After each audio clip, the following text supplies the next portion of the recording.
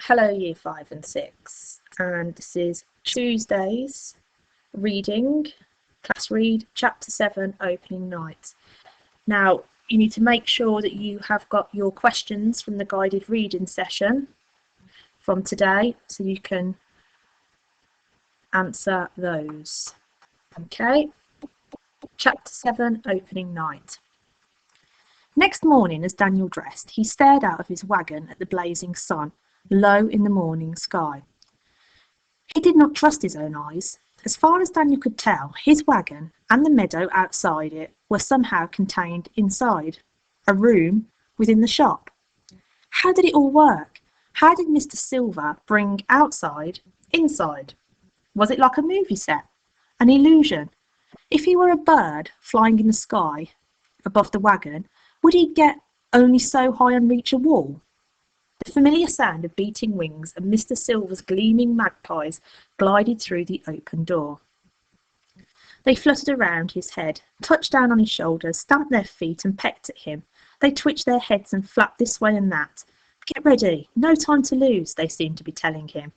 Daniel finished getting dressed. The magpies chased him out of the door, across the hall of stairways and through the curtain. Mr. Silver was waiting behind his desk in the shop front. The only downside to travelling by flame, he said, expecting Daniel to know what he was talking about, is the mess it tends to create. He ran his hand along a tabletop, coating his fingers with a thick layer of soot. Your official emporium duties, in the beginning at least, will consist of keeping the front of shop presentable. I expect this place to be shining when we open to the public this evening. Daniel gazed around the soot-covered room. When do we open? Silver raised a finger, shook off the soot. Our doors open at twilight and close at dawn. And so, with excitement buzzing through him and a job to keep his mind busy, Daniel set to work, cleaning and tidying and clearing the place of soot. Everything was filthy. How long had it been since Mr. Silver last cleaned? Daniel adjusted columns of books and polished the silver and jetstone pieces of a beautiful chess set. Every time he turned away, the pieces would move around the board, as though a game between two invisible opponents was underway. So much work made the day rush past, and by early evening the day had melted to twilight.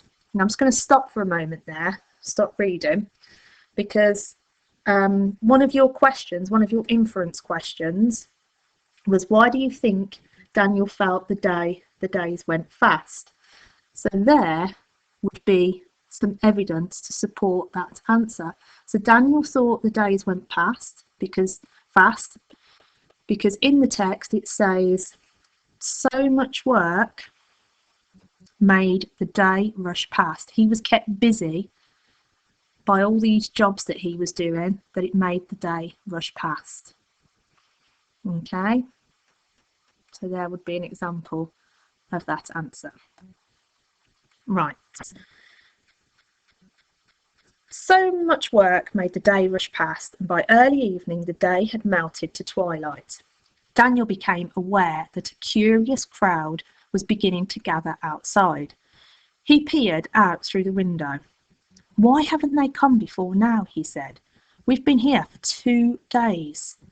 Mr. Silver, who was at his desk writing in his battered old book, barely glanced up. Most of them haven't noticed us until now, he said. Daniel narrowed his eyes. You mean you haven't let them notice, don't you? To which Mr. Silver only smiled. Then at last Mr. Silver snapped his book shut, locked it away in its drawer, stood up and threw on his coat. Showtime, he said, patting his hair in a futile attempt to flatten the wild tangle. The door of the emporium creaked open. Silence poured into the shop, deep and electric. Daniel held his breath, listening to the drumbeat of his own heart. Mr. Silver held out his right hand, then waved his left hand over it. Where only a moment ago there had been nothing but empty space, a dove sat in his palm, white feathers glowing in the light of the fire. Daniel breathed 100 different scents: chocolate and wood fire, pipe smoke and cinnamon. Mr. Gray's eyes shone as he released the dove and watched it fly into the darkness. "Welcome to the opening night, Daniel Holmes." A flash of light illuminated the darkened sky. Then the customers began to come. Their eyes grew wide as they caught sight of the treasures within the emporium. Grown men and women became like children once more, anxious to touch and inspect every shining trinket.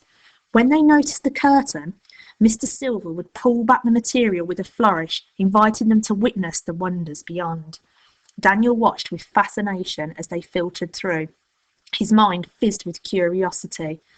"This is supposed to be a shop," he said, "so how come nobody's buying anything?" Mr. Silver wagged a finger. "That, Daniel, is where you are wrong. Come with me." The moment he stepped back through the curtain, Daniel knew something magical had happened. The entrance hall, full of staircases, once steeped in shadow and silence, had become alive with warmth and light. The soft flicker of the torches had intensified, reflecting and dancing on the sparkling walls. Aromas of caramel and spice filled the air. The hallways were dotted with performers and vendors. Men and women scattered here and there, at the foot and summit of stairways. Each was dressed in a combination of black and shimmering gold. Some handed out candy floss or caramel apples or warm chocolate pies. Others performed magic tricks or juggled or swallowed swords. No two were identical. "Where did they come from?" said Daniel, passing a bare-chested man who was breathing fire. The flames formed the shape of a pouncing tiger, then an elephant, and finally a dragon. "From within," said Mr. Silver. As they walked, they passed several customers chattering excitedly about the rooms that contained impossible things. Oceans and deserts and windows to the stars. A little girl tugged on the sleeve of her mother's coat. "I saw a dragon, Mama," she was saying. "A real dragon with fire breath and wings and a spiky black tail." "I can't understand what they're saying," said Daniel, who had until that moment forgotten that he was in a foreign country and that these people were not speaking English. "Of course you can," said Silver. "What use would I have for an assistant who could not communicate with my customers? You can now understand and speak any language that you may need." Daniel tried to remain curious, suspicious even, mostly because nothing he cared about tended to hang around for very long. But wonder had begun to chip away at his armour.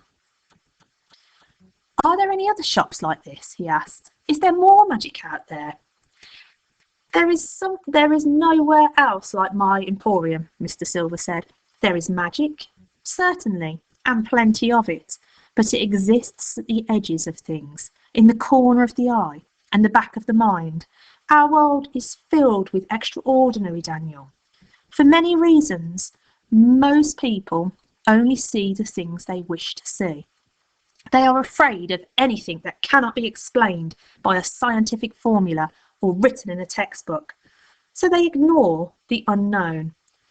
But for those of us who open our eyes, those who truly dare to wonder, there is treasure everywhere."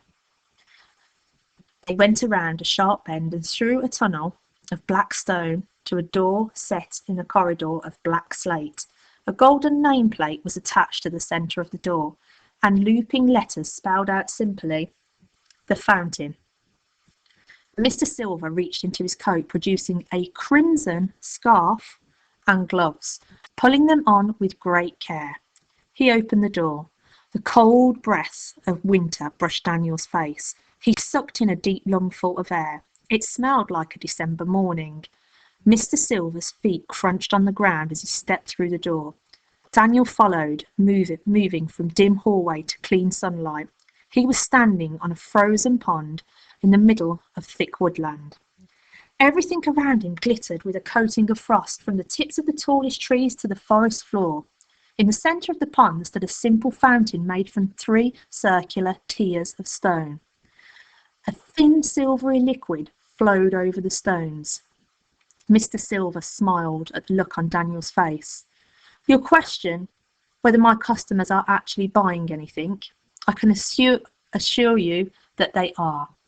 I sell them amazement. I am a merchant of wonder.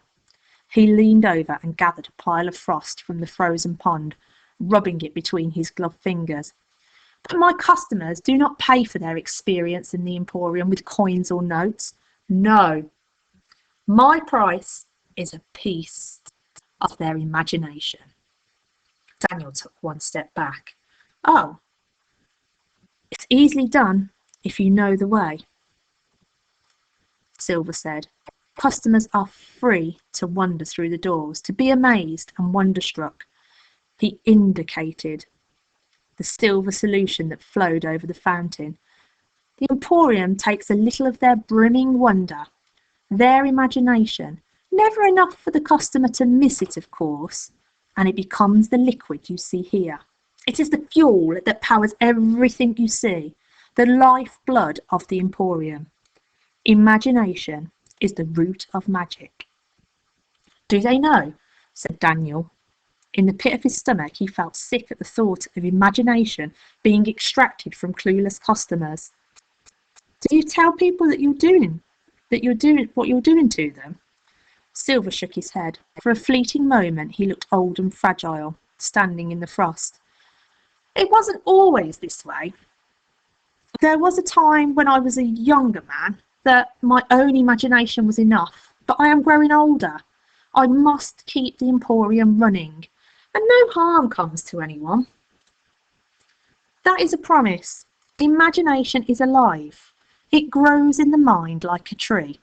The Emporium merely clips a few of the branches. What little I take grows back in time, he observed Daniel. If this has changed things, if you wish to leave, you may do so. I will drop you back in your own time. Just say the word. Daniel stared at the fountain, at the silvery imagination flowing over the stone. He was filled with doubts and questions, and he was very wary of Mr. Silver's power. He considered what it might be like to return to his life, to the rain-soaked streets of Glasgow, to loneliness and to nobody. He looked into Mr. Silver's serious grey eyes. I don't want to go back, he said. I want to stay and see the world. I want to learn about magic. I want to know secrets. I want to be somebody. A smile played on Silver's lips, and he bowed his head to Daniel. As you wish. Something moved in the tops of the trees, a blinding flash of silver soaring into the blue sky. How did you do it? Daniel asked. How did you make all of this? Tomorrow, said Mr. Silver, tomorrow I will start your lessons, and you will begin to find out if you have what it takes to become part of the Nowhere Emporium. Tomorrow, the first test awaits. What sort of test? But no answer came. Daniel stood alone in the frozen world. The only sign that Mr. Silver had been in the woodland at all was a trail of footprints in the frost.